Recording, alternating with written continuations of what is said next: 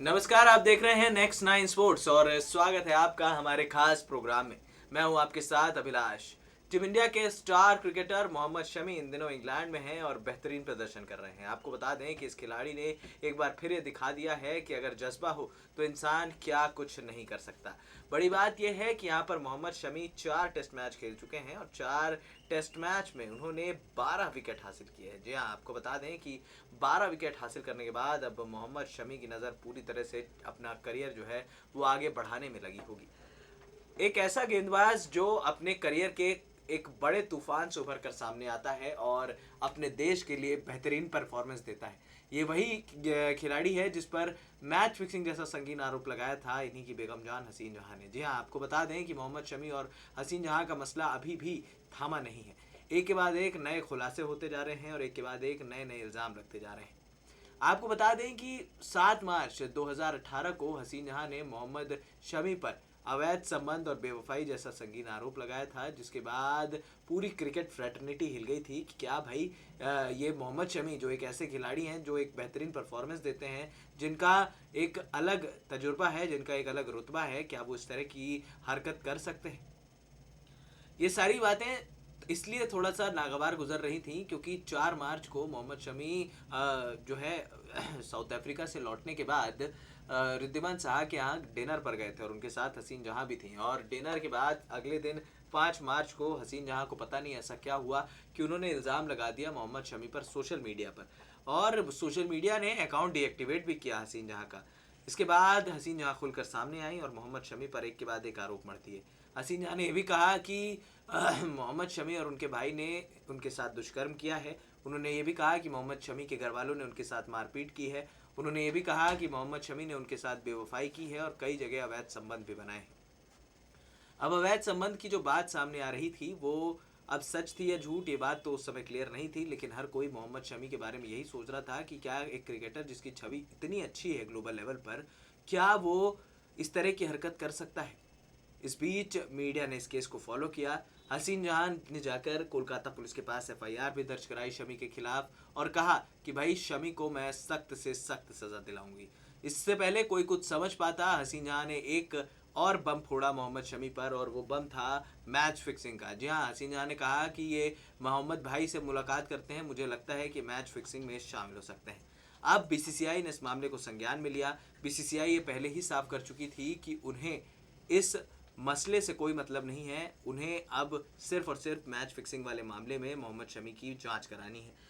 BCCI ने ACU का गठन किया। एसीयू ने अपनी जांच में पाया कि भाई मोहम्मद शमी जो है ये इस मामले में इस तरह से शामिल नहीं है और मुझे लगता है कि मोहम्मद शमी और हसीन जहां के बीच जो भी चल रहा है वो भी उसकी भी जांच की जानी चाहिए। लेकिन एसीयू ने कहा कि भाई ठीक है, हम फिक्सिंग मामले की पहले जांच करेंगे, क्योंकि उससे 2 बातें क्लियर होती। हसीन जहां ने जो इल्ज़ाम लगाए थे कि वो पड़ोसी मुल्क की लड़की अलिशबा से शमी मिले थे और अलिशबा उनसे यूएई यानी कि दुबई में मिलने आई थी। अब दुबई और अलिशबा का क्या कनेक्शन था, ये बात भी सोचने वाली थी। लेकिन इसके बाद एसीयू ने सारी जांच की और जांच में पाया कि भाई मोहम्मद शमी मैच फिक्सिंग में भी शामिल नहीं है, और तो और वो यहाँ पर अलिशबा के साथ भी कोई तरह का संबंध नहीं रखते हैं। इस बात का खुलासा हो गया। इसके बाद अलिशबा खुद खुलकर सामने आई और अलिशबा ने अपने खुलकर बयान में कहा कि मैं मोहम्मद शमी की बहुत बड़ी फ़ैन हूँ और एज अ फ़ैन मुझे उनसे मिलने से कोई नहीं रोक सकता। अगर मैं एज अ फ़ैन उनसे मिलती हूँ तो इस बात में कोई बड़ी जो है इशू बनाने की बात नहीं है। यहाँ पर इस तरह के आरोप लगाने के बाद अब हसीन जहां भी समझ रही थी कि भाई मोहम्मद शमी को उनको हर तरह के आरोपों में फंसाना है। इस बीच बीसीसीआई ने जब सेंट्रल कॉन्ट्रैक्ट रद्द किया इस मैच फिक्सिंग के मामले में, तो मोहम्मद शमी के लिए बहुत ज़रूरी हो गया था कि वो मीडिया के सामने आए। उन्होंने कहा कि मैं अपना परिवार बचाने की कोशिश कर रहा हूँ, मैं हसीन जहां से बात करने की कोशिश कर रहा हूँ, मेरी उनके पिता से बात हुई है, उनके पिता ने मुझे कहा है कि हसीन फ़ोन पर बात नहीं करना चाहती हैं, वो रिश्ता ख़त्म करना चाहती हैं। मैंने कहा कि इस तरह से रिश्ता ख़त्म नहीं होता है, आप प्लीज़ मेरी बात को समझिए, एक बार मुझसे मिलिए, जो भी इशूज़ हैं उस चीज़ को सॉर्ट आउट कीजिए। यहाँ पर हसीन जहां ने साफ तौर पर कहा कि आप दुनिया के सामने आइए, माफ़ी मांगिए और माफ़ी मांगने के बाद जो भी मसला होगा वो फिर मैं सोचूंगी और मैं उस फैसले को लूँगी। हसीन जहां ने यह भी कहा कि भाई मोहम्मद शमी जो हैं वो दुनिया के सामने सीधे बन रहे हैं, लेकिन वो इस तरह के हैं नहीं। यानी कि एक के बाद एक आरोप लगाने के बाद हसीन जहां का मन नहीं भरा था। अब सोचने वाली बात यह थी कि आखिर ऐसा क्या था जो मोहम्मद शमी और हसीन जहां के बीच बड़े विवाद की वजह बन रहा था। आखिर ऐसा क्या था, आखिर सही सच कौन कह रहा था और झूठ कौन कह रहा था, ये बात भी समझने वाली थी।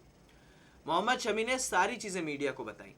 ऐसा नहीं है कि कोई बात छुपाई। मोहम्मद शमी ने यह भी बताया कि भाई वो हसीन जहां जो हैं वो उनके घर में उनके साथ, उनके परिवार वालों के साथ ढंग से नहीं रहती थी, उनके परिवार वालों के साथ लड़ाई करती थी। उन्होंने ये भी कहा कि मैं जब बाहर होता था तो वो मेरे परिवार को अलग करने की बात करती थी।